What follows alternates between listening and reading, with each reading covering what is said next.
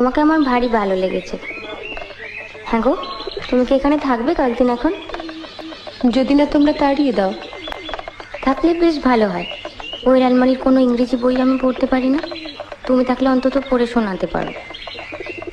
আচ্ছা, এই যে বললে বিহারীবাবুর সঙ্গে তোমার বিয়ের কথা হয়েছিল, হ্যাঁ। সেটা হয়নি বলে তোমার কোনো আফসোস হয়নি? ওমা, আফসোস হবে কেন? ভগবান যা করেন মঙ্গলের জন্য। তাই বুঝি? এই যে বছর না ঘুরতেই বিধবা হলাম, সেটাও মঙ্গলের জন্য? সত্যি। কেন যে অত ইংরেজি পড়তে গেলে তুমি?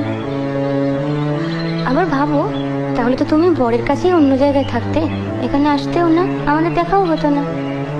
আমি এখানে থাকতাম, তুমি অন্য জায়গায় থাকতে। বা তা কেমন করে হবে?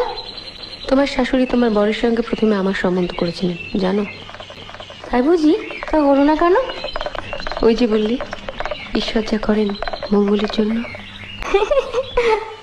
ভেবেছিলাম বলবো চলো আমরা সই পাতাই, এখন দেখছি সতীর পাতাতে হবে।